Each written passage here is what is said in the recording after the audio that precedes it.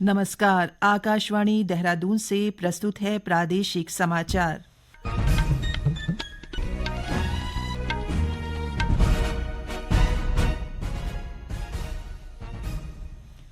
पहले मुख्य समाचार। मुख्यमंत्री पुष्कर सिंह धामी ने देश के प्रथम चीफ ऑफ डिफेंस स्टाफ स्वर्गीय जनरल बिपिन रावत की पुण्यतिथि पर देहरादून में उनकी प्रतिमा पर पुष्प चक्र अर्पित कर श्रद्धांजलि दी। वन संरक्षण गढ़वाल आकाश कुमार वर्मा ने रुद्रप्रयाग में मानव वन्य जीव संघर्ष और सुरक्षात्मक उपायों को लेकर विभागीय समीक्षा बैठक ली। नैनीताल जिले के रामनगर में कोसी नदी के किनारे अवैध बस्ती से अतिक्रमण हटाया गया। एनजीटी के निर्देश पर प्रशासन ने कार्रवाई की। और हरिद्वार में नशा मुक्त अभियान के तहत बहुउद्देश्य विधिक सेवा व जागरूकता शिविर का आयोजन। प्रादेशिक समाचार के साथ मैं पंकज सनवाल खुलबे। और अब समाचार विस्तार से। मुख्यमंत्री पुष्कर सिंह धामी ने आज देहरादून के कनक चौक स्थित पार्क में देश के प्रथम चीफ ऑफ डिफेंस स्टाफ स्वर्गीय जनरल बिपिन रावत की चौथी पुण्यतिथि पर उनकी प्रतिमा पर पुष्प चक्र अर्पित कर श्रद्धांजलि दी। मुख्यमंत्री ने जनरल रावत के अदम्य साहस, नेतृत्व क्षमता और राष्ट्र के प्रति उनके सर्वोच्च समर्पण को स्मरण करते हुए उन्हें उत्तराखंड और देश का गौरव बताया। उन्होंने कहा कि जनरल बिपिन रावत का जीवन देशभक्ति, अनुशासन और कर्तव्य निष्ठा की प्रेरणादायक मिसाल है, जो आने वाली पीढ़ियों को सदैव राष्ट्र सेवा के लिए प्रेरित करता रहेगा। मुख्यमंत्री ने उपस्थित जनप्रतिनिधियों, सैनिकों और नागरिकों के साथ 2 मिनट का मौन रखकर दिवंगत आत्मा की शांति के लिए प्रार्थना की और शहीदों के सम्मान में राज्य सरकार की प्रतिबद्धता दोहराई। वन संरक्षण गढ़वाल आकाश कुमार वर्मा ने रुद्रप्रयाग में मानव वन्य जीव संघर्ष और सुरक्षात्मक उपायों को लेकर विभागीय समीक्षा बैठक ली। समीक्षा में मानव वन्य जीव संघर्ष की घटनाओं, घटनास्थलों पर कार्मिकों की तैनाती, संसाधनों की उपलब्धता, आवश्यकता, जागरूकता और सुरक्षा के प्रति जनसंवाद को लेकर विस्तार से चर्चा की गई। बैठक के बाद वन संरक्षण गढ़वाल ने बताया कि इन दिनों मानव वन्यजीव संघर्ष की घटनाओं की रोकथाम के लिए दीर्घकालिक प्रभावी योजना बनाई जा रही है। अभी कुछ दिनों से जो ये आ रहा था कि रुद्रप्रयाग में भी घटनाओं में धीरे धीरे एक वृद्धि आ रही है, तो ऐसे में जो हमारे फील्ड कर्मिक हैं वो अपने लगातार काम में लगे हैं, तो उनका मनोबल भी बना रहे। उसके बाद वो जो काम कर रहे हैं उसमें किसी तरह की कमी है, उसमें किसी तरह की उनकी हमसे अपेक्षा है, उसको भी हम लोग आगे ले जाएं, उसका निराकरण करें। और उसके बाद जहां जहां घटना के क्षेत्र हैं उन सबका निरीक्षण करके उसके संबंध में एक दीर्घकालिक योजना, अभी के जो अनुभव है और आने वाली जो परिस्थितियां दिखती है उनके अनुसार एक दीर्घकालिक योजना जो कि इम्पैक्टफुल हो, असरदार हो और लोगों के सहयोग से हो, उसके बारे में प्लानिंग चल रही थी। रुद्रप्रयाग के प्रभावी वनाधिकारी रजत सुमन ने बताया कि विभाग द्वारा आधुनिक उपकरणों की खरीद की जा रही है, जिससे जंगली जानवरों की गतिविधियों पर सतत निगरानी रखी जा सके। उन्होंने बताया कि आधुनिक उपकरणों के माध्यम से जंगली जानवरों की चहलकदमी को रियल टाइम ट्रैक किया जा सकेगा, जिससे दुर्घटनाओं और हमलों में प्रभावी कमी लाने में सहायता मिलेगी। इसके अंतर्गत ये था कि हाल ही में हमारी इससे रिलेटेड जो डिस्ट्रिक्ट लेवल में एक मीटिंग भी हुई थी, उसमें ये आया था कि हम लोगों को अपने खुद को हमें सफिशिएंटली इक्विप करके रखना था एंड इसको बढ़ाने के लिए, एंड ये हमारा अनुमानित था कि ऐसा हो सकता है आने वाले समय में भी कि ऐसी घटनाओं का क्रम बढ़ जाए। तो एक प्रपोजल हमारी एंड से यहाँ से गया था फॉरेस्ट वन विभाग की तरफ से, एंड उसी दिन उसी मीटिंग में यह प्रपोजल अप्रूव भी हो गया था। इससे जो रेलिवेंट प्रोक्योरमेंट्स है, जैसे हमारे एनाइडल्स हो गए, फॉक्सलाइट्स हो गई, वाई पोल्स हो गए और भी जो अन्य हमारी rescue teams and quick response team को जो इक्विपमेंट की आवश्यकता होती है, तो पार्शियल रूप में हमें वो प्राप्त भी हो गया है एंड काफी सामान है जो मोबिलाइज हो गया है, हाल ही में हमें पहुंचने वाला है। देहरादून स्थित एसडीआरएफ वाहिनी में युवा आपदा मित्र प्रशिक्षण कार्यक्रम का 6वें बैच का समापन हुआ। इस अवसर पर 68 प्रशिक्षुओं को प्रमाण पत्र प्रदान किए गए। आपदा प्रबंधन के क्षेत्र में युवाओं को दक्ष बनाकर समुदाय सेवा में उनकी सहभागिता सुनिश्चित करने के उद्देश्य से ये प्रशिक्षण कार्यक्रम आयोजित किया गया।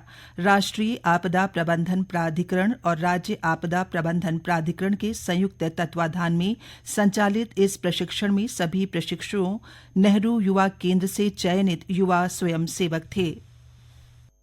ये समाचार आकाशवाणी के देहरादून केंद्र से प्रसारित किए जा रहे हैं। ताज़ा समाचार के लिए आप हमारे सोशल मीडिया एक्स व Facebook page Akashvani news Uttarakhand को फॉलो कर सकते हैं। साथ ही ये समाचार हमारे YouTube channel Akashvani news Uttarakhand पर भी उपलब्ध हैं। नैनीताल जिले की रामनगर पालिका क्षेत्र से सटी कोसी नदी के किनारे अवैध तरीके से बसाई गई पुछड़ी बस्ती में अतिक्रमण हटाया गया। यहां पर रिजर्व फॉरेस्ट की सरकारी भूमि पर अतिक्रमण किया गया था। राष्ट्रीय हरित अधिकरण एनजीटी के निर्देश पर कोसी नदी किनारे के अतिक्रमण को हटाने के लिए पिछले कई महीनों से कवायद की जा रही थी। तराई पश्चिमी वन प्रभाग की इस भूमि पर लंबे समय से लोग अवैध खेती कर रहे थे। विभाग ने पहले भी इन कब्जों को चिन्हित किया था, लेकिन ठोस कार्रवाई नहीं हो सकी थी। वरिष्ठ पुलिस अधीक्षक मंजुनाथ टीसी ने बताया कि पहले चरण में नगर पालिका को दी गई ट्रंचिंग ग्राउंड की भूमि से अतिक्रमण हटाया गया। उन्होंने कहा कि आरक्षित वन भूमि पर बाहर से आए लोगों ने अवैध बसावट कर ली थी, जिन्हें वन विभाग हटा रहा है। जनपद नैनीताल में संयुक्त कार्रवाई हुआ है। रामनगर पुचड़ी क्षेत्र में तराई पश्चिमी वन प्रभाग में अंतर्गत जो है नदी और रिजर्व फॉरेस्ट एरिया में कई वर्षों से इलीगल तरीके से अवैध अतिक्रमण जमे हुए थे। अवैध रूप से विभिन्न स्ट्रक्चर्स बने हुए थे। इसको डीएफओ तराई वेस्ट द्वारा नियमानुसार वन विभाग द्वारा अतिक्रमण को हटाने का नोटिसें तामील कर दी गई थी। संयुक्त टीम्स द्वारा, जिसमें पुलिस प्रशासन, नगर निगम, स्वास्थ्य विभाग, पीडब्ल्यूडी विभाग और वन विभाग, सभी विभागों द्वारा संयुक्त कार्रवाई करते हुए रामनगर पुचीड़ी क्षेत्र में फर्स्ट फेज में भारी मात्रा में हमने अवैध अतिक्रमण को हटाया गया है और उसको जमींदोज किया गया है। उत्तराखंड राज्य सेवा विधिक प्राधिकरण नैनीताल और जिला सेवा विधिक प्राधिकरण हरिद्वार के संयुक्त तत्वाधान में हरिद्वार में नशा मुक्त अभियान के तहत बहुउद्देश्य विधिक सेवा एवं जागरूकता शिविर आयोजित किया गया। उत्तराखंड उच्च न्यायालय के मुख्य न्यायाधीश न्यायमूर्ति गुहनाथन नरेंद्र और न्यायमूर्ति राकेश थपलियाल ने कार्यक्रम का शुभारंभ किया। इस अवसर पर मुख्य न्यायाधीश ने कहा कि पूरे देश में नशीली दवाओं की चुनौतियों का पैमाना हाल के वर्षों में काफी बढ़ा है। उन्होंने शिक्षण संस्थाओं से अपील की कि छात्रों के बीच जागरूकता और संवेदीकरण कार्यक्रम शुरू करें और ऐसी टीमें बनाएं जो समाज के बीच जागरूकता फैलाएं।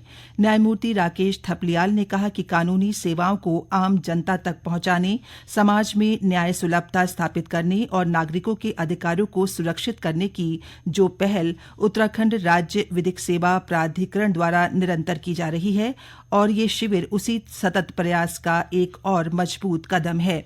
उन्होंने कहा कि हमारा उद्देश्य समाज को सशक्त बनाना, कमजोर वर्गों को सहयोग देना और हर नागरिक को एक सुरक्षित, स्वस्थ और न्यायपूर्ण जीवन की ओर मार्गदर्शन प्रदान करना है। दुग्ध संघ लालकुआ, उधम सिंह नगर, चंपावत और नैनीताल के अधिकारियों व कर्मचारियों की ओर से 14 वर्ष बाद पदोन्नति मिलने पर राजधानी देहरादून में धन्यवाद समारोह का आयोजन किया गया। इस अवसर पर दुग्ध एवं डेयरी विकास मंत्री सौरभ बहुगुणा को सम्मानित किया गया। श्री बहुगुणा ने कहा कि प्रदेश में दुग्ध उत्पादक किसानों को सशक्त बनाने के लिए विभिन्न योजनाएं संचालित की जा रही हैं। उन्होंने कहा कि दुग्ध उत्पादकों की समृद्धि और प्रदेश का सशक्तिकरण सरकार का लक्ष्य है, जिसके लिए निरंतर सफल प्रयास किए जा रहे हैं। बधाई दूंगा हमारे दुग्ध संघ के समस्त कर्मचारियों को और अधिकारियों को कि उनके बहुत लंबे समय से, जैसे आपने बोला है, 2013 से 2012 से, कुछ की 17 साल से, दुग्ध संघों की 17 साल से पदोन्नति का रास्ता बंद था। इस सरकार में माननीय पुष्कर सिंह धामी जी के नेतृत्व में हमारी लगातार कोशिश यही रही है कि जो हमारे ऐसे लोग हैं जिन्होंने उत्तराखंड को आगे बढ़ाने में, दुग्ध संघों को आगे बढ़ाने में, किसान भाइयों ने, हमारे गन्ना चीनी मिलों के मृतक आश्रितों ने योगदान दिया उत्तराखंड को आगे बढ़ाने में, उनकी अगर कोई समस्या है तो उनका हल होना चाहिए। अंत में मुख्य समाचार एक बार फिर।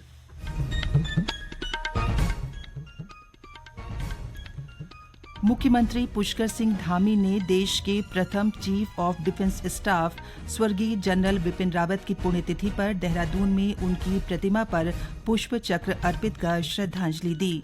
वन संरक्षण गढ़वाल आकाश कुमार वर्मा ने रुद्रप्रयाग में मानव वन्यजीव संघर्ष और सुरक्षात्मक उपायों को लेकर विभागीय समीक्षा बैठक ली। नैनीताल जिले के रामनगर में कोसी नदी के किनारे अवैध बस्ती से अतिक्रमण हटाया गया।